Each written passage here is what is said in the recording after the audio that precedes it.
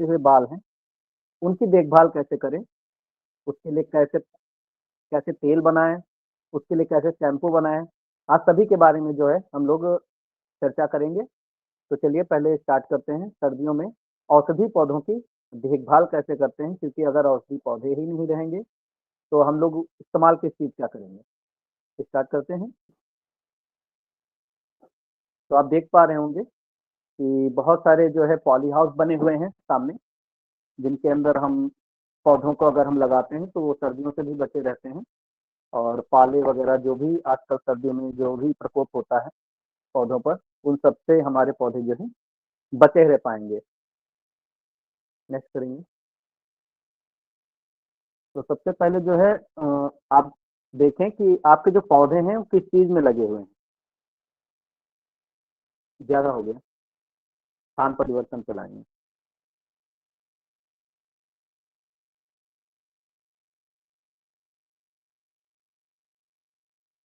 हुँ, तो अगर आपने पौधे गमले में लगा रखे हैं, तब तो आप इसका प्रयोग कर सकते हैं और यदि आपने मिट्टी में लगाए हैं, तो आगे और भी बहुत सारी विधियाँ हैं, उनका आप प्रयोग कर सकते हैं।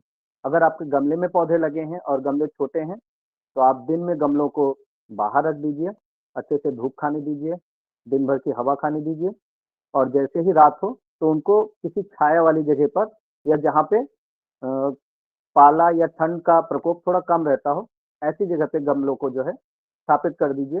इसको स्थान परिवर्तन कहेंगे कि गमले में लगे पौधे रात भर अंदर रखें, शेड वाली जगह पर रखें और सीधे पाला और सीधा जो ठंडी हवा है, उससे थोड़ा बचा कर रखें।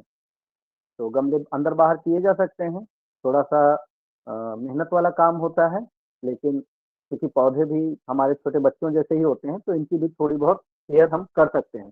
बाकी जब पौधे बड़े हो जाते हैं, घने हो जाते हैं, तब उनको इतनी केयर की ज़रूरत नहीं पड़ती है, वो अपने आप को खुद ही सिक्योर कर लेते हैं। नेक्स्ट करेंगे।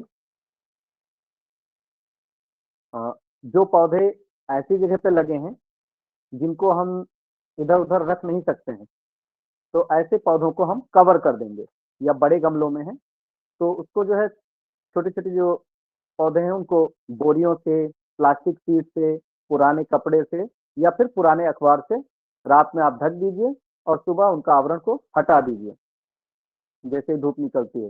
लेकिन इतना बस ध्यान रखना है कि अगर आप प्लास्टिक शीट या प्लास्टिक कवर लगा रहे हैं, तो वो डायरेक्ट पत्तों के संपर्क में ना हो, क्योंकि अगर डायरेक्ट पत्तों के संपर्क में रहते हैं, तो उनके ऊपर जो है बर्फ या पाले का प्रकोप देखा जा सकता है, वो पत्तियाँ धीरे-धीरे खराब होने लगती हैं। तो प्लास्टिक शीट लगाने से पहले उसके अंदर जो है आप लकड़ी से थोड़ा-सा खाँचा या कोई डिज़ाइन वगैरह बना लीजिए, या ताकि जो है हम अगर प्लास्टिक शीट उस पे डालें, तो वो डायरेक्ट पत्तों से टच ना हो। तो उस पे रखते हुए आप उनको जो है अ, ढक के रखें और सुबह उनको हटा दें। नेक्स्ट करेंगे। दूसरा एक और विधि है मल्चिंग की। मल्चिंग यानी कि जो उनकी जड़ें होती हैं, पौधों की जड़ों को जो चारों तरफ मिट्टी में जो भी फैली होती हैं, उतनी जगह को किसी चीज़ से ढक देना। वो पुआल भी हो सकता है। पुआल का मतलब जो भी अनाज या जो भी फसल होती है, उसका बचा हुआ जो अपशिष्ट पदार्थ होता है, उसको पुआल बोलते हैं। वो पुआल हो सकता है, सूखी पत्तियाँ हो सकती हैं, लकड़ी का बुरादा हो सकता है, छोटे-छोटे जो पत्थर होते हैं, अक्सर हमने देखा है कि ये जो महाराष्ट्र साइड है, वहाँ पे पत्थरों की बहुत अधिकता है, तो वो लोग पत्थर का ही इस्तेमाल कर सकते हैं। और कंपोस्ट की आप मोटी परत भी लगा सकते हैं। वो भी जो है कुचालक होती है, ठंड को जो है ज़मीन में जाने नहीं देती है, जिससे जड़ें जो हैं ठंड के प्रकोप से बची रहती हैं। ऐसे ही इस मौसम में बहुत सारी मूँगफलियाँ, बहुत सारे पिस्ते भी लोग खाते हैं, तो उनके छिलके भी जो है कवरिंग के लिए यानी कि मल्चिंग के लिए आप प्रयोग कर सकते हैं। छोटे-छोटे गमले हैं, उनमें मूँगफली के छिलके या पिस्ता के छिलके आप बिछा दीजिए, जिससे जो है अ, उनको जो है ठंड से बचाया जा सकता है। फिर नेक्स्ट करेंगे। अ, ठंड के मौसम में अक्सर जो है हम लोग पौधों को पानी देना भूल जाते हैं, तो ध्यान रखिए जब भी आपको लगे कि वहाँ की मिट्टी सूखी हुई है और उसको पानी की आवश्यकता है, तो आप सर्दियों में पौधों में पानी ज़रूर से दें। बस ध्यान रखना है कि पानी की बहुत ज़्यादा अधिकता ना करें, यानी कि अभी पता चला सुबह भी पानी दे दिया, फिर शाम को भी पानी दे रहे हैं, बार-बार पानी देंगे, तो भी जो है जड़ें गलने का जो है खतरा रहता है। तो आप सर्दियों में पौधे में पानी दें, जब भी उसकी मिट्टी सूखी देखें, उस पे हाथ रख के देखें, अगर सूखी है मिट्टी तो उसमें पानी दे दें। शाम को पानी देने से बचें, पानी हो सके तो सुबह 10 बजे से पहले-पहले दे दें, क्योंकि सुबह पानी देने से जो है दिन भर धूप रहती है, उससे पौधों को अच्छे से पोषण मिल जाता है और एक्स्ट्रा पानी भी सूख जाता है। अगर आप शाम को पानी देते हैं, तो जो मिट्टी है वो बहुत जल्दी ठंडी हो जाती है और ठंड की वजह से पौधों की जो जड़ें होती हैं उनमें जो है समस्या आने लगती है, वो मरने लगती हैं। इसलिए ध्यान रहे कि शाम को पानी देने से बचें और सुबह में पानी दें। नेक्स्ट है ग्रुपिंग। ग्रुपिंग का मतलब है कि जैसे हम लोग जब सर्दी लगती है तो क्या करते हैं, सब लोग एक साथ बैठ के अलाव तापते हैं या आग वगैरह तापते हैं या चिपक-चिपक के बैठते हैं। तो इससे जो हम लोगों के अंदर भी जो है ऊष्मा का आदान-प्रदान होता है, ठीक ऐसे ही पौधों में भी होता है। तो पौधों को अगर हम करीब-करीब रख देते हैं एक-दूसरे के, तो वो एक-दूसरे को इंसुलेशन प्रदान करते हैं, यानी कि एक-दूसरे को गर्म रखने में मदद करते हैं। तो अगर आपके पास गमले हैं तो पौधों को पड़ोस-पड़ोस में जो है रख दीजिए, उनसे उनमें गर्मी बनी रहती है और वो ठंड के प्रकोप से बचे रहते हैं। अगर आपके पौधे गमले में नहीं हैं, आपने क्यारियों में लगा रखे हैं, तो ठंड में जो है पौधों को नज़दीक-नज़दीक लगाने का प्रयास करें, क्योंकि ये औषधि पौधे हैं, आपने लगाए हैं तो आप इसको नज़दीक-नज़दीक लगा दें। फिर जैसे ही गर्मी आती है तो आप उनको उखाड़ कर दूर-दूर करके लगा सकते हैं। नेक्स्ट है जो पौधे हैं, अगर आपके पास गमले में पौधे लगे हैं तो उनको दीवार से सटा कर रख दीजिए और अगर आपकी क्यारी में पौधे लगे हैं तो उन पे बाड़ लगा दीजिए। बाड़ लगाने का मतलब है कि बाँस की या जो इस समय सूखे हुए पुआल वगैरह हैं उनके छप्पर वगैरह बना के उनके चारों तरफ से आप वो कवरिंग कर दीजिए, ताकि वो सीधी ठंडी हवा से बच सकें। और दीवार के पास अगर जो आप रखते हैं तो दीवार से जो है हवा टकराकर हवा की गति थोड़ी धीमी हो जाती है, तो उसकी वजह से भी पौधे जो हैं सीधी हवा से बचे रहते हैं। बस ध्यान रखना है कि दीवार धूप को ना रोके। तो ऐसी दिशा का दीवार को चूज़ करिए जहाँ पे धूप पौधों में लगे लेकिन हवा ना लगने पाए। तो इस प्रकार से जो है आप डायरेक्ट हवा से अगर बचाते हैं पौधों को, तो भी पौधे जो है ठंड में बहुत आसानी से बचे रह पाते हैं और उनकी ग्रोथ भी ठीक-ठाक होती रहती है। और अक्सर देखा गया है ठंड में जो है पौधों की ग्रोथ थोड़ा धीमी ही गति से होती है। हाँ, ठंड वाले जो पौधे होते हैं वो तो तेज़ गति से बढ़ते हैं, जैसे गुलाब है और भी बहुत सारे जो गाजर है, मूली है, ये पौधे तो बहुत अच्छे से बढ़ते हैं, लेकिन औषधि पौधे अक्सर देखे जाते हैं कि इस मौसम में इनकी ग्रोथ थोड़ी धीमी होती है, क्योंकि इस मौसम में जो है जड़ों का विकास बहुत अच्छे से होता है, तो वो अपनी जड़ें मजबूत करते हैं, इसलिए जड़ों का विशेषकर आपको ध्यान रखना है। नेक्स्ट कहिए। क्योंकि ठंड में धूप बहुत कम निकलती है, तो जब भी धूप निकले तो पौधों को धूप अवश्य खिलाएँ और खूब पर्याप्त मात्रा में। जैसे हम लोगों को धूप की बहुत ज़रूरत होती है, जैसे धूप निकलती है हम लोग तुरंत छत पे या जो मैदान है वहाँ पे धूप खाने के लिए तुरंत जाते हैं, ऐसे ही पौधों को भी थोड़ा ध्यान रखें कि उनको भी अच्छे से और पर्याप्त धूप मिल सके। अगर उनको पर्याप्त धूप मिलेगी तो धूप की गर्मी से उनकी जड़ें बहुत अच्छे से विकसित होती हैं और पौधे जो है तो वो कम मरते हैं। इस प्रकार से आप देखेंगे इन सभी बातों का अगर आप ध्यान रखते हैं, तो आप पौधों को बहुत ही अच्छे से रख पाएँगे ठंड में। और अगर आपके पास पर्याप्त जगह है और पर्याप्त संसाधन उपलब्ध हैं, तो सबसे अच्छा रहता है कि आप एक पॉली हाउस बना लीजिए। पॉली हाउस बहुत आसानी से बन जाता है, जो हम लोगों की जो पाइपें आती हैं, प्लास्टिक वाली जो पाइप होती है पानी की, पीवीसी वाली जो पाइपें होती हैं, वो 10-10 फीट वाली जो पाइपें होती हैं, उनको 2 तरफ सरिया डालकर, मोड़कर लगा दीजिए और सभी को एक पाइप से बाँध दीजिए। तो सबसे ऊपर आपने देखा होगा, जो सबसे पहला स्लाइड था, उसमें आप देख रहे हैं पीवीसी पाइप को एक इधर और एक इधर, गोल शेप में यानी अर्धचंद्राकार शेप में दोनों तरफ सरिया से आप लगा दीजिए और उसके ऊपर से पॉलीब्लैक आप बिछा दीजिए। जिससे जो है पौधे बहुत आसानी से बचे रहते हैं और बहुत ज़्यादा खर्च नहीं आता है इसमें। 500 से 1000 रुपए में बहुत आसानी से आपका छोटा-सा पॉली हाउस बन जाता है। उसमें आप नर्सरी भी डाल सकते हैं और अगर आप टमाटर, लौकी, कद्दू इन सब चीज़ों की नर्सरी डालना चाहते हैं, तो ये भी नर्सरियाँ इसमें पड़ जाती हैं और आप अगर से यानी कि पहले से ही इनकी फसल भी तैयार कर सकते हैं। ऐसे जड़ी-बूटियाँ जो होती हैं, इनकी भी कलमी वगैरह और इनकी जो छोटे-छोटे पौध वगैरह हैं, वो भी आप इसमें बचा के रख सकते हैं और जैसे ही अ, अच्छा मौसम आता है, धूप खिलने लगती है और थोड़ा बहुत बारिश हो जाती है जाड़ों की, उसके बाद आप जो है इसको खुले जगह में भी स्थापित कर सकते हैं। तो इस प्रकार से आप सभी पौधों की देखभाल कर पाएँगे।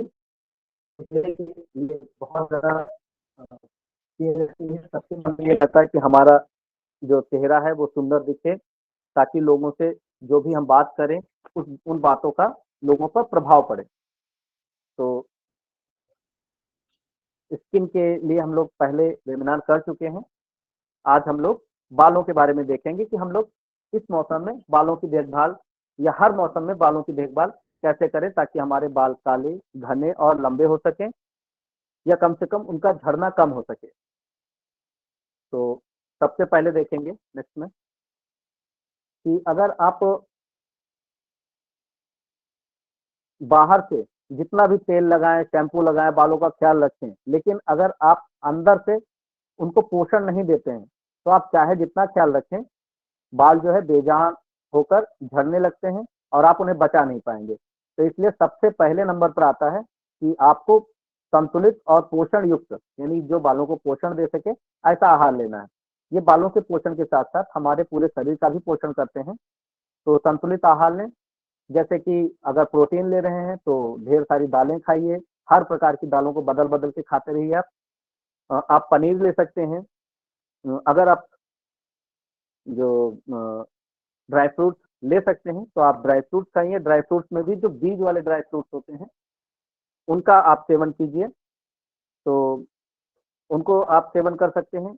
जो छिलका सहित जो अनाज होता है, उसका आप सेवन कीजिए और अगर आप नॉन-वेज के शौकीन हैं, तो नॉन-वेज में आप मछली है चिकन है, मटन है, इन सब चीज़ों का भी आप प्रयोग कर सकते हैं। इस मौसम में दही भी खूब अच्छे से खाई जाती है और दही भी प्रोटीन रिच होती है। तो प्रोटीन रिच डाइट आप लीजिए, बस ध्यान रखना है कि आपका पेट अच्छा होना चाहिए। पता चला आप ड्राई फ्रूट्स खा रहे हैं, आप नॉन-वेज खा रहे हैं, लेकिन आपका पेट सही नहीं है, तब भी आपको समस्या हो सकती है। इसके साथ-साथ हमें बहुत सारे विटामिन्स की भी ज़रूरत पड़ती है। तो विटामिन्स में सबसे पहला होता है बायोटिन। ये बायोटिन वगैरह के लिए बहुत सारे लोग जो है बहुत सारी दवाइयाँ खाते हैं, लेकिन जो इस मौसम में आ रही है शकरकंदी, शकरकंदी में जो है बहुत अच्छी मात्रा में बायोटिन होता है। शकरकंदी है, बीन्स है, साबुत अनाज है और केला, इन सब चीज़ों में जो है बहुत अच्छी मात्रा में बायोटिन होता है। बायोटिन जो है हमारी बालों की जड़ों को बहुत मजबूत करता है, जिससे बाल झड़ना कम हो जाते हैं और बालों की जो असमय सफेदी है, उन पर भी काबू पाया जा सकता है। इसके साथ-साथ विटामिन ई की भी ज़रूरत पड़ती है क्योंकि विटामिन ई जो है हमारी त्वचा की हर एक चीज़ की नरिशमेंट के लिए बहुत ज़रूरी है। तो इसके लिए आप सूरजमुखी का तेल लीजिए और ध्यान रखिए तेल कोई भी आप प्रयोग कर रहे हैं वो रिफाइंड नहीं होना चाहिए, क्योंकि रिफाइंड करने से उसके सारे विटामिन, प्रोटीन सब चीज़ निकल जाती है, सिर्फ़ फैट रह जाता है। तो सिर्फ़ फैट खा के किसी का भी कोई भला नहीं होता है। इसलिए आप कोशिश करें कि कोल्ड प्रेस वाला जो तेल होता है, नहीं कोल्ड प्रेस अगर जो आपको उपलब्ध है, तो आस-पास आप क्योंकि गाँव में रहते हैं, तो जो भी सूरजमुखी उगाते हैं, उनसे आप बीज ला के अपना खुद का तेल निकलवा लीजिए, वो ज़्यादा बेटर रहता है। तो आप सूरजमुखी का तेल खाइए, शलजम खाइए, इस मौसम में खूब मिल रही है, पालक आप खाइए और आम। आम इस मौसम में तो नहीं है, लेकिन आगे आने वाले सीज़न में आम आपको मिलेगा। अप्रैल मई से स्टार्ट हो जाता है आम, तो आप भरपूर मात्रा में आम खाइए, इससे आपको भरपूर मात्रा में विटामिन ई और बहुत सारे विटामिन भी मिल जाते हैं, जिससे आपके बालों की ग्रोथ अच्छी होती है। और इसके साथ-साथ विटामिन सी की भी ज़रूरत होती है क्योंकि अगर विटामिन सी नहीं है, तो हमारी स्कैल्प जो होती है, यानी कि हमारी जो त्वचा होती है बालों के नीचे की, वो धीरे-धीरे जो है रूखी होने लगती है और उनकी रूखेपन बढ़ने की वजह से बाल झड़ने लगते हैं। तो विटामिन सी युक्त जितनी भी चीज़ें हैं, जैसे नींबू है, टमाटर है, आंवला है, संतरा है, अमरूद है, जिनमें भी आप खट्टी चीज़ों में जिनमें भी विटामिन सी है, उनको भरपूर मात्रा में इस मौसम में खाइए। इसके साथ ओमेगा 3 फैटी एसिड की भी ज़रूरत पड़ती है बालों की ग्रोथ के लिए, और वो सबसे अच्छा जो बेस्ट सोर्स है, वो होता है गाय का देसी घी।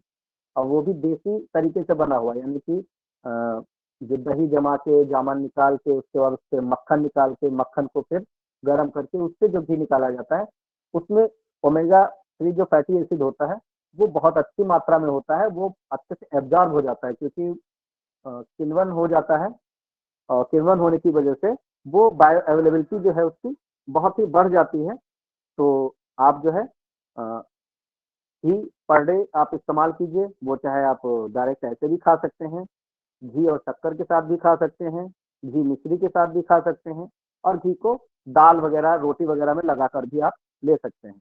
इसके साथ और ओमेगा 3 के लिए आप अलसी खा सकते हैं, चिया के सीड्स खा सकते हैं। चिया के सीड्स इस मौसम में ना खा के आप गर्मियों में लें, तो आपको ठंडक भी देती है। और इसके साथ आप वॉलनट यानी कि अखरोट जो है, उसको आप खाने में इस्तेमाल कर सकते हैं। इससे भी ओमेगा 3 फैटी एसिड बहुत अच्छे से मिलता है। ये हमारे दिमाग को भी तेज करता है, और साथ में हमारे बालों की जो जड़ें हैं, उनको भी बहुत ही मजबूत करता है, जिससे हमारे बाल झड़ना कम हो जाते हैं। इसके बाद आप अगर आयरन रिच फूड नहीं लेते हैं, यानी आपको एनीमिया है, और आप चाहें कि आपको जो है बहुत अच्छे से आपके बाल मजबूत हों, तो ऐसा नहीं हो सकता। अगर आपको एनीमिया है, तो आपको सबसे पहले एनीमिया का ट्रीटमेंट कराना पड़ेगा। उसके लिए आप नज़दीकी चिकित्सालय में जाके अपने वैद्य से जो है सलाह लेकर उसका चिकित्सा करा सकते हैं। अगर आपको थोड़ा बहुत कमी है, तो आप जो है आयरन रिच फूड खाएँगे, तो उससे आपकी एनीमिया भी दूर हो जाएगी, और बाल जो हैं उनकी जड़ें भी मजबूत हो जाते हैं। तो उसमें जो है पालक है, चुकंदर है, सहजन है, आंवला है, इन सब चीज़ों का जो है आप खाने में इस्तेमाल कीजिए, तो आप देखेंगे कि आपकी बालों की ग्रोथ बहुत अच्छे से होने लगती है, क्योंकि आपका आहार और पोषण जो है बहुत अच्छा हो जाता है, तो आपके बाल झड़ने भी काफ़ी कम हो जाते हैं। बहुत से लोग होते हैं तेल, शैम्पू सब कुछ ट्राई करते हैं, बहुत कुछ लगा लेते हैं, लेकिन फिर भी कहते हैं कि हमारे बाल झड़ना कम नहीं हुए। तो उनमें यही कमी रह जाती है कि वो बाहर से तो इस्तेमाल कर रहे हैं हर एक चीज़ को, लेकिन अंदर से बालों को पोषण नहीं दे रहे हैं। नेक्स्ट करेंगे। इसके साथ-साथ आपको भरपूर मात्रा में पानी का भी इस्तेमाल करना है, आपको पानी ज़रूर पीना है। क्योंकि ठंड है, तो लोग सोचते हैं कि अब मुझे बार-बार पेशाब ना जाना पड़े, बार-बार हमको उठना ना पड़े, इसके लिए लोग पानी नहीं पीते हैं। प्यास लगी है लेकिन फिर भी पानी नहीं पीते। तो आप ध्यान रखिए, आपको अगर प्यास लग रही है तो शरीर पानी माँग रहा है, और जब शरीर पानी माँग रहा है तो आपको पानी देना बहुत ज़रूरी होता है। अगर आप पानी नहीं देंगे, तो भी आपको पेशाब की समस्या बढ़ जाती है। अक्सर देखा गया है कि जो पानी कम पीते हैं उनको और ज़्यादा पेशाब लगती है, क्योंकि पेशाब बहुत गाढ़ा हो जाता है, जलन करता है, किलक होती है, तो उससे बार-बार उनको पेशाब जाना पड़ता है। तो आप ध्यान रखिए, हल्का-सा गुनगुना करके पानी, बहुत गर्म नहीं, बिल्कुल अपने शरीर के टेम्परेचर पे लेके उतना गुनगुना पानी आप बार-बार पीते रहिए इस ठंड में। तो पर्याप्त मात्रा में पानी पिएँगे, तो भी आपके बालों को पोषण मिलता रहेगा, आपके जो ब्लड में आयरन है वो खून में तब्दील होता रहेगा, बदलता रहेगा, और बालों को सिल्की और वो मुलायम नरिश बने रहते हैं। इसके साथ-साथ चूँकि आयुर्वेद में बोला गया है कि जो हमारे बाल हैं, वो अस्थि धातु की उपधातु है। यानी कि जो हड्डियाँ होती हैं, उनकी उपधातु, उनका जो मैल होता है, वही बाल और नाखून और ये जो रोएँ होते हैं, ये उनकी उपधातु होती है। तो इसीलिए अगर आपकी हड्डियाँ कमज़ोर हैं, तब भी आपके बाल झड़ते हैं। यानी कि आप देखिए, आपके कहीं टक में चटपट-चटपट तो नहीं कर रहे हैं, आपको गठिया वगैरह की शिकायत तो नहीं रह रही है। अगर ऐसी समस्या है, तो पहले आपको अस्थि की चिकित्सा लेनी चाहिए, यानी आपको अपनी हड्डियों की चिकित्सा लेनी चाहिए। अगर आप हड्डियों की चिकित्सा कराते हैं, तो उसके साथ-साथ आप देखेंगे कि आपके बाल भी झड़ना कम हो जाता है। इसके साथ-साथ आप कैल्शियम रिच जो भी फूड होते हैं, जो सुपर फूड होते हैं, जो भी फूड होते हैं, उनका भी आप इस्तेमाल करिए। जैसे कि आप सहजन का इस्तेमाल कर सकते हो, उसमें बहुत अच्छे से कैल्शियम होता है। इसके बाद आपके पास जो हरजोड़ है, उसकी भी आप हफ्ते में 1 बार सब्ज़ी बनाकर ले सकते हैं। उससे भी आपकी कैल्शियम की और जो भी जोड़ों में दिक्कत होती है, उनकी समस्या में भी आराम होता है। और आप शतावर ले सकते हैं, शतावर का आप दूध के साथ इस्तेमाल कर सकते हैं। तो आप देखेंगे इन सब चीज़ों का इस्तेमाल करने से आपकी हड्डियाँ अच्छी होने लगती हैं, और हड्डियाँ अच्छी होने से आपके बाल झड़ना भी कम हो जाते हैं। इसके साथ-साथ क्योंकि ठंडी है तो आपको धूप का भी सेवन करना चाहिए, क्योंकि धूप के सेवन से जो हमारे स्किन के नीचे विटामिन होते हैं, तो वो विटामिन D3 अच्छे से बनती है। वहीं से भी आपका जो चेहरे है वो हट गया, जैसे आप सेव कर लीजिए। तो आप धूप का जब सेवन करते हैं तो विटामिन डी बहुत अच्छे से बनता है, और विटामिन डी जो है हमारे बालों के लिए, हमारी स्किन के लिए, हमारी इम्यूनिटी के लिए और हमारी हड्डियों के लिए, यानी कि हमारी मेंटल हेल्थ के लिए भी, इन सब चीज़ों के लिए विटामिन डी बहुत ज़रूरी है। इसलिए आप धूप का सेवन ज़रूर कीजिए। थोड़ा-सा हो सकता है आप काले हो जाएँ, लेकिन जब 10 अच्छी चीज़ें मिल रही हैं, तो एक बुरी चीज़ में कोई दिक्कत नहीं है। और काले होने के लिए हमने स्किन वाला जो भी पार्ट देखा था, आप उसमें बहुत सारी चीज़ें इस्तेमाल कर सकते हैं, जिससे आपका वो कालापन भी दूर हो जाएगा। तो आप धूप का सेवन ज़रूर कीजिए। आप चेहरे से नहीं सेवन कर सकते हैं, तो आप पीठ की तरफ से धूप का सेवन कीजिए। वैसे भी पीठ की तरफ से ही धूप का सेवन करने के लिए आयुर्वेद में बताया गया है। इसके बाद आप कपालभाति कीजिए, आप अनुलोम-विलोम कीजिए, आप शीर्षासन कीजिए। शीर्षासन करने से सिर में जो है रक्त संचार बढ़ता है, जिससे बालों की ग्रोथ अच्छी होती है और जल्दी ही बाल लंबे हो जाते हैं। और नेक्स्ट करेंगे, इसके बाद हम तेलों के बारे में देखेंगे कि हम कौन-कौन से तेल लगाएँ जो हमारे बाल अच्छे हो जाएँ। तो बालों के लिए सबसे जो अच्छा तेल बोला गया है, वो नारियल तेल को बोला गया है, क्योंकि ये गहराई से पोषण देता है। इसमें जो फैटी एसिड्स होते हैं वो क्यूटिकल्स को गहराई तक जाकर उसको नमी बनाए रखते हैं, उसको मुलायम बनाते हैं। और बालों, क्योंकि इसमें प्रोटीन होता है, वो बालों की प्रोटीन की कमी को पूरा कर देता है। और आयुर्वेद में और नॉर्मल भी आप बड़े बुजुर्गों से भी सुनेंगे, तो नारियल तेल जो होता है, वो बालों के लिए सबसे बेस्ट होता है। मैंने यहाँ लिख भी रखा है, ये आपके साथ शेयर कर देंगे, तो आप यहाँ से पढ़ भी सकते हैं। नारियल तेल के बाद आप तिल का तेल भी लगा सकते हैं, बस तिल का तेल जो है थोड़ा चिपचिपा होता है, तो जो चिपचिप से डरते हैं और ब्रेक वगैरह भी देते हैं चिपकू वाला, तो उससे जो है बहुत ही बुरा हम लोगों के समाज में प्रभाव पड़ा है, जिसके बाल में ज़्यादा तेल रहता है, उसको लोग चिपकू कह के चिढ़ाने भी लगते हैं, जिससे हमारे जो बच्चे हैं वो तेल लगाने से डरते हैं। तो आप ध्यान रखिए कि समाज में इस तरह के जो अपभ्रंश है, उनको भी हमको धीरे-धीरे हटाना है। और बालों में जो है आप तिल का तेल लगाइए, तिल का तेल बहुत ही अच्छा होता है, बालों की नरिशमेंट भी देता है। अ, अगर आप चिप-चिप से बचना चाहते हैं, अगर आपके पास नारियल तेल भी कौन-सा, जो खाने वाला नारियल का तेल होता है, यानी कि कोल्ड प्रेस वाला, उसका आप इस्तेमाल करें। केमिकल वाला अगर जो नारियल तेल लगाते हैं, तो आपके बाल और भी ज़्यादा झड़ सकते हैं। तो आप नारियल का तेल लगाइए, नारियल का तेल नहीं है, तो आप तिल का तेल लगाइए। अगर आप में कफ ज़्यादा रहता है, यानी कि आपकी स्कैल्प जो है चिपचिपी या रूखीपन ज़्यादा रहता है या वात का प्रकोप ज़्यादा रहता है, तो आप वहाँ सरसों का तेल भी लगा सकते हैं। सरसों के तेल के बाद अगर आपके पास पैसे अच्छे हैं और आप खरीद सकते हैं, तो आप बादाम का तेल भी लगा सकते हैं और जैतून का तेल भी लगा सकते हैं। इन सब तेलों को लगाने से भी बालों में अच्छा नरिशमेंट मिलता है। और बालों में तेल हफ्ते में कम से कम 2 बार ज़रूर से लगाएँ। नेक्स्ट।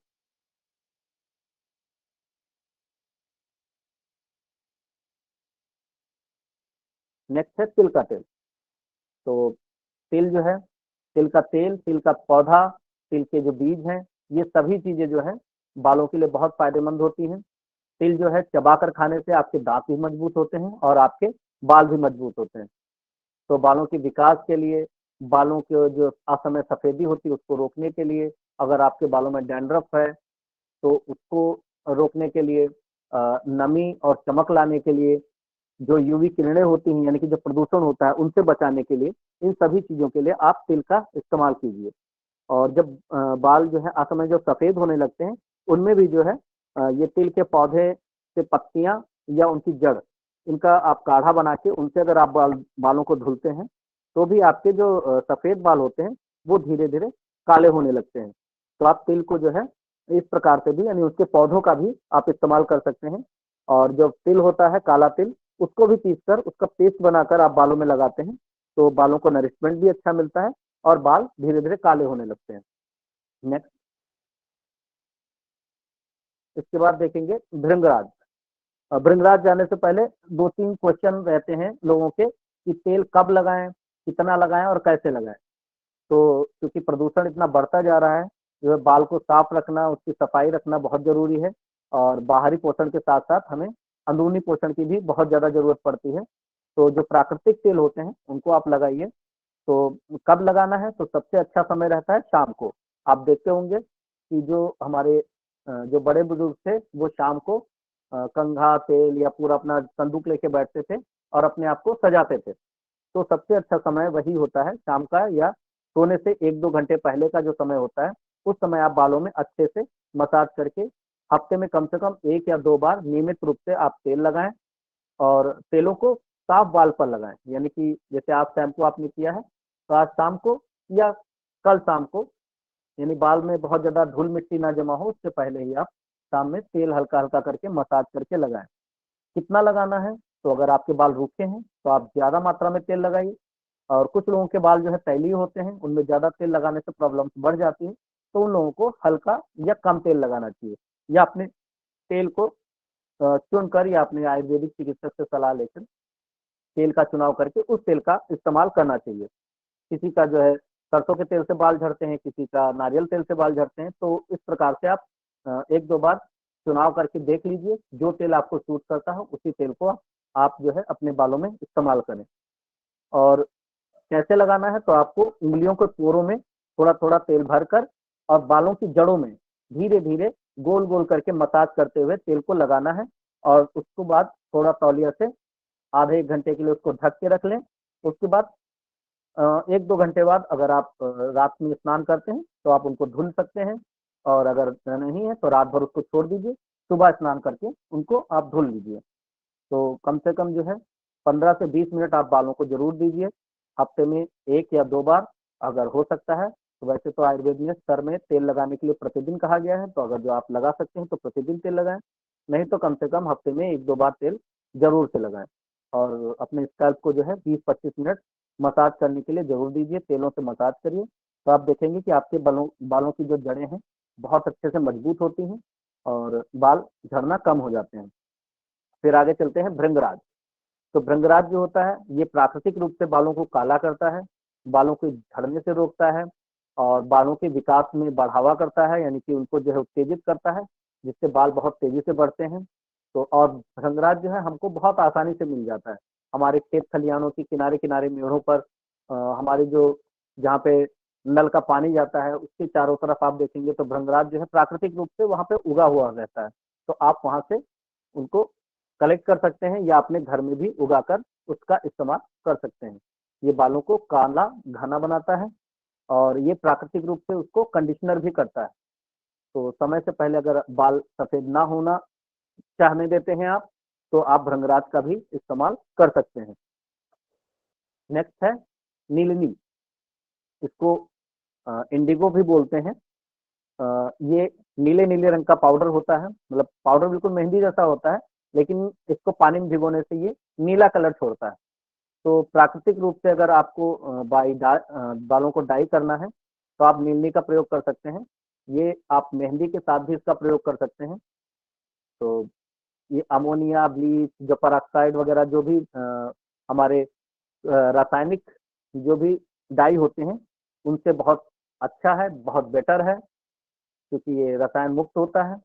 तो बालों का झड़ना भी ये कम करता है, बालों के विकास में भी सहायक होता है, डैंड्रफ वगैरह को भी कम करता है, बालों को पोषण देता है, उनमें चमक देता है, प्राकृतिक रूप की जो चमक होती है वो देता है और असमय जो बाल सफ़ेद हो रहे हैं, उनको भी ये रोकता है। तो आप नीलनी का भी प्रयोग करें, इसका इस्तेमाल कैसे करना है अभी मैं आगे बताता हूँ। नेक्स्ट है मेहंदी। मेहंदी का प्रयोग हम लोग सभी जानते ही हैं और प्राकृतिक रूप से बालों को कलर करने के लिए मेहंदी का जो प्रयोग है, हज़ारों वर्षों से हमारे देश में होता आ रहा है और होता रहेगा और ये प्राकृतिक रूप से बालों को कंडीशनर भी करते हैं, उनको घना बनाते हैं, डैंड्रफ है, खुजली है, इनको भी कम करते हैं क्योंकि ये पित्त को भी शांत करता है, सर को ठंडक भी देता है। तो इसी की वजह से हमारे बालों का जो झड़ना है वो भी कम हो जाता है और चूँकि ये प्राकृतिक रंग देते हैं, लेकिन बस दिक्कत यही है कि मेहंदी जो है हमारे बालों को थोड़ा लाल या ब्राउनिश लाल कर देते हैं। तो इसी को बचाने के लिए आप इसमें जो है नीलनी यानी कि जो अभी पीछे इंडिगो दिखाया हमने, इंडिगो को आप इसके अंदर मिलाकर आप अगर लगाते हैं, तो ये बालों को लाल करता है और वो नीला, दोनों मिक्स करके एक प्राकृतिक रूप से बालों को काला करते हैं। बस इतना ध्यान देना है कि मेहंदी जो है आपको 2-3 घंटे पहले भिगो के रखना है, यानी कि आप इसको रात में भी भिगो सकते हैं। आप आवश्यकता अनुसार पानी डालकर गाढ़ा-गाढ़ा मेहंदी का पेस्ट बना के रात में भिगो के रख दीजिए और जब लगाना हो, उससे 5 मिनट पहले ही आप इंडिगो पाउडर, क्योंकि इंडिगो बहुत जल्दी कलर छोड़ देता है अपना। मेहंदी बहुत धीरे-धीरे कलर छोड़ती है, लेकिन इंडिगो जो है बहुत तेज़ी से अपना कलर छोड़ता है, इसलिए इंडिगो को जब बालों में आप मेहंदी लगाने चलें, उसी समय आप मिलाइए। अगर आप पहले से ही इंडिगो को मिला के रख देंगे, तो इंडिगो अपना कलर पहले ही पानी में छोड़ देगा, फिर वो बालों को नहीं मिल पाता है। तो आप 5 मिनट या 10 मिनट पहले इंडिगो पाउडर मिलाकर और बालों में दोनों का मिश्रण लगाइए और लगभग 2 घंटे के लिए आप छोड़ दीजिए। 2 घंटे बाद उसको हल्के गुनगुने पानी से, बिल्कुल हल्का गुनगुना या ताज़े पानी से आप उनको धुल लीजिए। इससे आप देखेंगे आपके बाल जो है प्राकृतिक रूप से काले हो जाते हैं। ध्यान रखना है कि मेहंदी को बहुत देर तक नहीं लगाना है। कुछ लोग होते हैं सुबह मेहंदी को लगाते हैं और शाम को धुलते हैं। उससे ये होता है कि मेहंदी पहले तो अपना कलर छोड़ती है, 2 घंटे तक जो है 2 से 3 घंटे अपने कलर छोड़ती है, अपना जो भी नरिशमेंट है वो बालों को देती है। लेकिन आप अगर ज़्यादा देर लगाते हैं 4 घंटे 5 घंटे तक लगाए रखते हैं, तो फिर ये बालों की नमी को खींचना भी शुरू करता है। इसलिए बहुत ज़्यादा देर तक बालों में मेहंदी लगाने के बाद अगर आप बाल धुलते हैं, तो आप देखेंगे कि बाल बिल्कुल रूखे-रूखे हो जाते हैं। तो इतना ध्यान रखना है कि मेहंदी को बहुत ज़्यादा देर तक यानी 3, 4, 5 घंटे तक बालों में नहीं रखना है, 2 घंटे पर्याप्त होते हैं। इतनी देर में ये अपना कलर बालों को दे देती हैं, उसके बाद आप उनको धुल लीजिए। या फिर आप मेहंदी के साथ कोई ऑयल वाली चीज़ जैसे कुछ थोड़ा तेल वगैरह मिलाकर आप लगा सकते हैं। लेकिन फिर उससे जो है कलर छूटने में थोड़ा दिक्कत होने लगती है। तो सबसे अच्छा यही रहेगा कि आप 2-3 घंटे बाद मेहंदी और इंडिगो पाउडर के जो मिश्रण है उसको धुल दीजिए। नेक्स्ट अगला है गुड़हल। गुड़हल सभी के घर में लगा हुआ है, सभी लोग इससे पूजा वगैरह करते हैं। गुड़हल जो होता है वो हमारे हमारे बालों के लिए बहुत ही अच्छा होता है।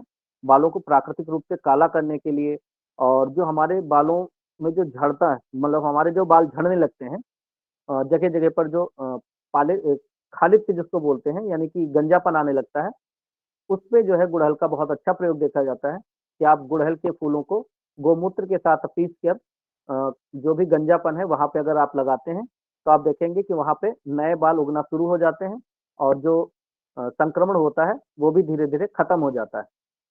तो ये बालों के विकास में बहुत मदद करता है, बालों का झड़ना कम करता है। प्राकृतिक रूप से जो है ये कंडीशनर प्रदान करता है बालों को और समय से पहले जो सफ़ेद बाल हो रहे हैं उनको भी रोकता है। डैंड्रफ है, स्कैल्प की जो भी समस्याएँ हैं, उनको भी रोकता है क्योंकि ये एंटी फंगल होता है और साथ में जो है ये बालों को चमक प्रदान करता है और उनको मजबूती देता है। तो आप गुड़हल का प्रयोग ज़रूर से करें बालों के लिए। नेक्स्ट है मुलेठी। मुलेठी को यष्टि मधु या ज्येष्ठ मध भी बोलते हैं। तो ये भी बालों को झड़ना कम करता है और रूसी, खुजली, बालों का जो ग्रोथ होता है उसमें बहुत बढ़िया फ़ायदा करता है। ये बालों को मुलायम और चमकदार बनाता है, क्योंकि ये भी पित्त को शांत करता है। इसलिए पित्त रिलेटेड जो भी प्रॉब्लम्स होती हैं, यानी कि बालों का पकना, बालों का झड़ना, वो भी इससे बहुत ही अच्छा कम होता है और इसका भी आप जो है बालों के लिए प्रयोग करें, तो आप देखेंगे आपके बाल बहुत ही अच्छे हो जाते हैं। नेक्स्ट है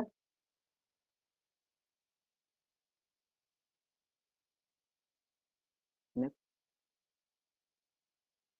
नेक्स्ट में आप देखेंगे आंवले का प्रयोग, क्योंकि आंवला जो होता है, ये बालों के लिए सभी जानते हैं बहुत ही अच्छा माना जाता है।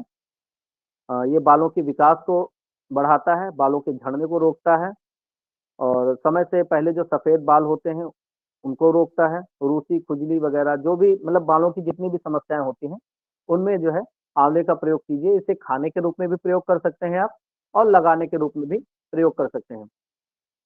नेक्स्ट पारिजात। पारिजात जो है इसको हरसिंगार भी बोलते हैं। इसके जो बीज होते हैं, आप देख रहे हैं कि स्क्रीन पे आ रही है जो बाल हैं जगह-जगह से गायब होने लगते हैं। ऐसी सभी समस्याओं में पारिजात के जो बीज होते हैं, ये बहुत ही अच्छा प्रभाव दिखाते हैं। इसके बीजों को पीसकर उसका पेस्ट जो है आप खालित्य वाली यानी कि जो भी गंजापन की समस्या होती है, जो इन्फेक्शन होता है, उसकी जगह पे अगर आप लगाते हैं, तो आप देखेंगे कि वहाँ से नए बाल उगना शुरू हो जाते हैं और ये धीरे-धीरे ठीक होने लगता है। इसके जो पत्ते होते हैं, उनको भी खली वाली जगह पे रगड़ने से हल्का-सा ब्लीडिंग यानी लालपन जब आ जाए, उतनी देर रगड़ना है क्योंकि इसका पत्ता जो है एक तरफ हल्का चिकना होता है और एक तरफ बहुत ही खुरदरा होता है। तो उसी खुरदरे तरफ वाली जो त्वचा होती है, उससे स्किन पे रगड़ना है। रगड़ने से वहाँ लालिमा आ जाती है, कभी-कभी हल्की छोटी-छोटी सी बूँदें भी आने लगती हैं, इसको रक्तमोक्षण बोलते हैं। तो रक्तमोक्षण करने से पत्तों से आप देखेंगे कि वहाँ पे जो भी पुराने मतलब गंजापन वो खत्म होता है और नए बाल फूटना शुरू हो जाते हैं। तो आप पारिजात के बीजों का भी या उनके पत्तों का भी प्रयोग करें, तो इससे आपका खालित्य रोग नष्ट हो जाता है, खत्म हो जाता है। नेक्स्ट देखेंगे कलौंजी। कलौंजी का तेल भी मिलता है और इस समय मार्केट में बहुत ज़्यादा कलौंजी का तेल इस्तेमाल भी हो रहा है। कलौंजी और तिल थोड़ा-सा अंतर रहता है, एक जैसे दिखते हैं, तिल थोड़ा-सा हार्ट शेप का यानी कि वो बूँद के आकार का होता है और जबकि कलौंजी जो होता है, वो लंबे-लंबे, छोटे-छोटे तिल जैसा ही लेकिन तिल से छोटा रहता है और बहुत ही काला-काला होता है, इसलिए इसको कलौंजी बोलते हैं, इसको मंगरेल के बीज बोलते हैं। जो घर की स्त्रियाँ हैं, वो बहुत आसानी से इसको पहचान लेती हैं, इसकी छौंक से भोजन वगैरह भी बनता है। तो पालिप्य रोग जो होता है यानी कि बाल जो पकने लगते हैं, असमय जो सफ़ेद होते हैं, उन पर जो है इसके बीज का पेस्ट आप लगाइए, 10-15 मिनट लगा के रखिए, गुनगुने पानी से धुल दीजिए, तो आपके जो भी सफ़ेद होते बाल हैं, वो धीरे-धीरे काले होने लगते हैं। नेक्स्ट है, अब इतनी चीज़ें देख ली, तो हम लोग एक लेप के बारे में देखेंगे, जिसमें भृंगराज, सिकाकाई, गुड़हल, रीठा, आंवला और मुल्तानी मिट्टी, इन 6 चीज़ों को आप सूखा-सूखा मार्केट से भी खरीद सकते हैं या अपने घर में भी सुखाकर रख सकते हैं। उनको आप पीस कर पाउडर बनाकर रख लीजिए। 10 से 15 ग्राम पाउडर या आवश्यकता अनुसार जिनके बाल बड़े हैं, वो ज़्यादा भी ले सकते हैं। अ, 10-15 ग्राम या 20 ग्राम तक पाउडर लेकर उसको आवश्यकता अनुसार पानी में गाढ़ा-गाढ़ा पेस्ट बनाकर रात में भिगो दीजिए और सुबह उनको बालों की जड़ों में धीरे-धीरे मसाज कीजिए। मसाज करके 10-15 मिनट के लिए उसको सूखने दीजिए, फिर गुनगुने पानी से आप धुल दीजिए।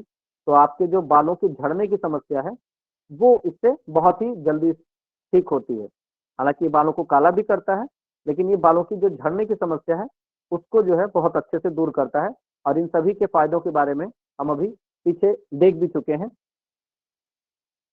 नेक्स्ट एक लेप है बालों को काला करने के लिए। ये आयुर्वेद ग्रंथों में जो है अष्टांग संग्रह और हमारी जो भेषज रत्नावली उनमें भी ये दिया गया है। वहाँ से मैंने इसको लिया है। तो आप देखेंगे कि जो काले तिल होते हैं, काले तिल, मुलेठी और आंवला, इन तीनों चीज़ों को आप सूखा-सूखा जो है मार्केट से ले लीजिए या अपने घर में सुखा लीजिए। सुखाकर पेस्ट बनाकर इसको शहद के साथ यानी चूर्ण को शहद के साथ मिलाकर पेस्ट बना लीजिए। बढ़िया गाढ़ा-गाढ़ा पेस्ट बना लीजिए। सभी 2-2 चम्मच ले लीजिए। उसमें 2-4 चम्मच शहद डाल के गाढ़ा-गाढ़ा पेस्ट बनाकर उसको आप जो है स्कैल्प में यानी कि बालों की जड़ों में लगाएँ। शहद भी बालों के लिए बहुत ही अच्छा गुणकारी होता है। शहद से जो है बाल कंडीशनर होते हैं और ये स्कैल्प से जितने भी फंगस इन्फेक्शन होता है, उनको खत्म कर देता है। तो उनकी वजह से जो बाल झड़ते हैं या असमय सफ़ेद होते हैं, वो खत्म हो जाते हैं और बाकी ये 3 चीज़ों के बारे में हम पीछे भी देख चुके हैं। तो इन सभी को मिलाकर आप बालों में बहुत अच्छे से लगा लीजिए। लगाने के बाद बालों को गुनगुने पानी से जो है आप धुल लीजिए। तो आप देखेंगे कि आपके बाल जितने भी सफ़ेद हुए हैं, वो धीरे-धीरे काले होने शुरू हो जाते हैं और बाल जो झड़ रहे हैं, वो भी उनका झड़ना भी कम हो जाता है। बहुत ही अच्छा और गुणकारी जो है लेप बन जाता है और ये सभी चीज़ें आपको बहुत ही आसानी से पंसारी की दुकान पर या आस-पास की दुकान पर उपलब्ध भी होती हैं। तिल भी आपको बहुत आसानी से मिल जाएगा, ये मौसम तिल खाने का भी है और सब लोग तिल के लड्डू ज़रूर खाइएगा। और मुलेठी जो है, ये भी बहुत आसानी से मिल जाती है और आंवला, ये भी बहुत आसानी से आपको इस मौसम में उपलब्ध होता है और इनको सबको शहद में मिलाकर आप ज़रूर लगाएँ और इससे बालों की सारी समस्याएँ जो है आपकी ठीक होती हैं। चलिए अब थोड़ा-सा पेस्ट बना लिए, सभी चीज़ों के बारे में जान लिए, तो थोड़ा-सा तेल बनाना भी सीख लेते हैं। क्योंकि सब लोग परेशान रहते हैं कौन सा तेल लगाएं, कौन सा तेल लगाएं। ये तेल जो है सभी प्रकार के बालों के लिए जो है बहुत ही अच्छा है। इसमें जो है सबसे पहले पेस्ट बनाने के लिए कच्चा आंवला 250 ग्राम, नीम के पत्ते बहुत आसानी से मिल जाएंगे 25 ग्राम वो ले लीजिए आप, एलोवेरा पल्प कम से कम 2 पत्तियां बढ़िया ताजी ताजी, और जो अच्छे से विकसित हो चुकी हैं उन 2 पत्तियों का आप ऊपर से छिलका उतार के अंदर से पल्प निकाल कर रख लीजिए। और इसमें आप आवश्यकता अनुसार ब्राह्मी भी डाल सकते हैं, ब्राह्मी आप स्किप भी कर सकते हैं, लेकिन ब्राह्मी डालने से जो है आपकी आयरन की कमी और जो दिमाग को जो है नरिशमेंट भी मिलता है। तो जिनके सर दर्द वगैरह रहता है और जो बालों बालों के साथ साथ सिर की समस्या भी जूझ रहे हैं, सिर की समस्या से भी जूझ रहे हैं, उनके लिए भी ब्राह्मी बहुत अच्छा है, तो आप ब्राह्मी जरूर डालिए। इसके बाद आप काढ़ा बनाने के लिए सूखा भृंगराज ले लीजिए 50 ग्राम, मुलेठी 50 ग्राम, सूखा आंवला पाउडर 50 ग्राम, मेथी दाना 25 ग्राम, गुड़हल के फूल 50 ग्राम। इन सभी को जो है एक लोहे की कढ़ाई में 2 लीटर पानी में रात भर भिगोकर छोड़ दीजिए। जो भी गंदे अगर जो आप पदार्थ लेते हैं यानी मार्केट से खरीदते हैं तो आप थोड़ा सा एक बार पानी से साफ जरूर कर लीजिए। उसके बाद इसको 2 लीटर पानी में भिगोकर रख दीजिए, रात भर भीगा रहने दें। फिर सुबह जो है इसको धीमी आंच पर आप चढ़ा दीजिए, चढ़ाकर 2 लीटर पानी को आपको 1/4 यानी 500 ml कर लेना है। जब 500 ml हो जाए तो उसको ठंडा करके सूती कपड़े से बढ़िया निचोड़ निचोड़ कर छान लीजिए, क्योंकि निचोड़ना बहुत जरूरी है, क्योंकि इसके जो कल्क होता है उसी के अंदर सारा तत्व निहित रहता है, अंदर रहता है। तो आप निचोड़ के उसका पूरा जो भी बेनिफिट्स हैं उसको निकाल लीजिए, निकाल कर छान कर फिर इस छने हुए काढ़े में लगभग 500 ml काढ़े में आप 500 ml नारियल का तेल या तिल का तेल जो भी आपके पास उपलब्ध हो वो डाल दीजिए। और इसमें 500 ml जो है हो सके तो गाय का दूध, नहीं है तो भैंस का बकरी का जो भी आपके पास उपलब्ध है वो डाल दीजिए। 500 ml दूध, 500 ml नारियल का तेल, 500 ml काढ़ा, इन सबको एक साथ उसी कढ़ाई में, उसी लोहे की कढ़ाई में आप डाल दीजिए। साथ में जो ऊपर जो कल्क बनाया है आपने आंवला नीम और एलोवेरा वगैरह का वो भी उसी में डाल दीजिए और फिर इसको धीमी आंच पर चढ़ा दीजिए। पकते पकते जितना भी दूध है, जितना भी पानी है, जितना भी कल्क के अंदर पानी है, जब पूरा पानी सूख जाए तब इसको आंच पर से उतार के जब ठंडा हो जाए तब इसको मोटे कपड़े से पहले छानिए, फिर उसको महीन कपड़े से छान लीजिए। छानकर कांच की शीशी में भरकर आप सुरक्षित रख लीजिए। इसी तेल को आप सुबह शाम या हफ्ते में 2 बार आप इस्तेमाल कीजिए, आप देखेंगे कि आपकी बालों की सभी समस्याएं जो है इससे दूर हो जाती हैं। और यवतमाल में एक दीदी हमको मिली थी जो बहुत सालों से अपना खुद का तेल बना के इस्तेमाल भी करती हैं। तो जो यवतमाल में रहते हैं वो प्रिया जी से जो है संपर्क कर लीजिए और उनसे, वो दीदी से संपर्क करके उनसे वो फार्मूला ले लीजिए। वो बहुत ही अच्छा तेल लगाती हैं, उनके बाल भी काफ़ी लंबे हैं और उन्होंने कोई डाई कोई भी चीज़ों का इस्तेमाल नहीं किया है और काफ़ी अच्छे घने लंबे बाल हैं उनके। तो आप उनसे वो फार्मूला ज़रूर सीखिए और उसमें भी गुड़हल वगैरह और ये करी पत्ता इन्हीं सब चीज़ों से उन्होंने तेल बनाया था। तो आप उनसे उनकी रेसिपी जानकर तेल ज़रूर बनाइए।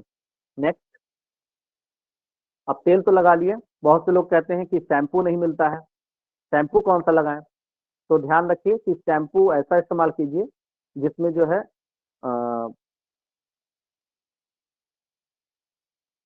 ये आपका SLS जो है, SLS ना हो। SLS एक केमिकल होता है जो हमारी बाल की जो नेचुरल जो तेल होता है उसको खत्म कर देता है। तो हमेशा ध्यान रखिए कि SLS जो है उससे हटा हुआ यानी वो जिसमें ना हो ऐसा तेल आप इस्तेमाल कीजिए, SLS ना हो और पैराबिन फ्री हो शैम्पू आपका। तो ऐसा ही शैम्पू हमने यहाँ बनाने का प्रयास किया है। तो इसमें जैसे आपने ऊपर काढ़ा बनाया था वैसे ही जितनी भी चीज़ें आप देख रहे हैं स्क्रीन पर, आंवला, सिकाकाई, रीठा इनको 100-100 ग्राम में ले लीजिए, गुड़हल के फूल 50 ग्राम, भृंगराज 30 ग्राम, मेथी दाना 80 ग्राम, रोजमेरी के पत्ते ये भी आपको मार्केट में आसानी से उपलब्ध हो जाते हैं। नहीं मिलते हैं, जो चीज़ें आपको नहीं मिलती हैं उनको आप स्किप भी कर सकते हैं, जरूरी नहीं है कि उनको डालना ही है। तो अगर मिलता है तो जरूर डालिए, नहीं मिल पाता है तो उसको स्किप कर दीजिए, उसको नहीं भी डालेंगे तो कोई नुकसान नहीं है। 35 से 40 ग्राम आप रोजमेरी के पत्ते ले लीजिए। इन सभी को बढ़िया साफ करके लोहे की कढ़ाई में 5 लीटर पानी में डालकर रात भर भिगोकर रख दीजिए। ठीक जैसे पहले काढ़ा बनाया था, इसको भी ऐसे ही काढ़ा बना लेना है। इसको बहुत ज़्यादा नहीं कम करना है, आधे से थोड़ा-सा कम हो जाए, यानी कि लगभग 2 लीटर तक अगर बचे, तो इसको छान कर आप जो है फिर इसमें चने में अलसी के बीज मिला दीजिए। अलसी का बीज जो होता है बहुत अच्छा स्निग्ध होता है और ये ओमेगा 3 फैटी एसिड भी उसमें बहुत अच्छी मात्रा में होता है और इसको डालने से आपका जो शैम्पू है वो थोड़ा गाढ़ा-गाढ़ा और चिकना-चिकना बनेगा। तो इसके लिए आप अलसी के बीज ज़रूर डालिए। इसको दरदरा कूट कर काढ़े में डालकर 5 से 7 मिनट आप उबाल लीजिए। थोड़ा-सा लस-लसा चिपचिपा हो जाए तो इसको तुरंत ही गरम रहे तुरंत ही उसको आप छान लीजिए, क्योंकि अगर ये ठंडा हो गया फिर छनेगा नहीं। तो इतना ध्यान रखना है कि इसको ठंडा करने से पहले ही आपको छानना है, क्योंकि अलसी के बीज उबालने के बाद वो जेल जैसा बनने लगता है उसके अंदर और वो जेल अगर जो आप छानेंगे नहीं तो वो कपड़े में अटक जाएगा, फिर आपसे छनेगा नहीं। इसलिए ध्यान रखें कि जैसे ही अलसी का बीज आप उतारते हैं, अलसी का बीज उबालते हैं, उबालने के बाद 5-7 मिनट जैसे उबल जाता है वो अच्छे से और चिपचिपा होने लगता है, तो उसको तुरंत कपड़े से या छन्नी से छान लीजिए और छानने के बाद इस काढ़े में आप लगभग 500 ml ग्लिसरीन मिला लीजिए। ग्लिसरीन भी आपको मार्केट में मिल जाएगा और आप अगर जो मिलाना चाहें तो इसमें शैम्पू बेस भी मिला सकते हैं। अगर आपको ज़्यादा दिन तक रखना है, आप थोड़ी मात्रा में बना रहे हैं, तो आप हफ्ते में 2 बार रात में जो है इन सभी का चूर्ण बना के रख लीजिए, रात में भिगो के सुबह उबाल कर उसको छान कर उसका डायरेक्ट शैम्पू आप इस्तेमाल कर सकते हैं, क्योंकि रीठा में भी काफ़ी अच्छा झाग पैदा करने वाले जो है तत्व होते हैं, तो उससे भी आपके बाल अच्छे से साफ हो जाते हैं। लेकिन वो हमारी मेंटालिटी है, हमारी मानसिकता है कि जब तक अच्छे से झाग नहीं होगा तब तक हमारे बाल साफ नहीं होंगे, ऐसा हमारी मान्यता है। तो उसके लिए जो है आप शैम्पू बेस ले लीजिए। शैम्पू बेस बहुत महँगा नहीं है, लगभग 200 से 300 रुपए में 1 लीटर मिल जाता है। ऑनलाइन मिल जाएगा आपको, मीशो पे भी मिल जाएगा और अमेज़न पे भी मिल जाएगा या आपके पंसारी की जो भी दुकान है वहाँ पे आप बता देंगे, तो वो भी आपको मँगवा के दे देगा। तो आप शैम्पू बेस मँगवा लीजिए, लेकिन ध्यान रखना है वही कि शैम्पू बेस जो भी आप मँगवाएँ उसमें एसएनएस नहीं होना चाहिए या पैराबेन जो है वो नहीं होना चाहिए, उससे फ्री होना चाहिए वो। तो ऐसा शैम्पू बेस आप मँगाएँ, तो आप जितना आपका गाढ़ा बना है उतना ही आप शैम्पू बेस मिला लीजिए या आपको जितना गाढ़ा पसंद है उतना गाढ़ा बनाने के लिए शैम्पू बेस उसमें मिला लीजिए। मिलाकर आप उसको छान कर अच्छे से एक काँच की बोतल में सुरक्षित रख लीजिए और 6 महीने से लेकर 1 साल तक आप इस शैम्पू का अच्छे से प्रयोग कर सकते हैं। खूब अच्छे से शैम्पू बालों में लगाइए, बाल सूख जाएँ तो उसके बाद आप बना हुआ अपने घर का तेल लगाइए, इससे आप स्वावलंबी भी बनेंगे और आपको बार-बार इस झंझट से दूर रहना पड़ेगा कि हमने केमिकल वाला शैम्पू लगाया इसलिए हमारे बाल झड़ रहे हैं।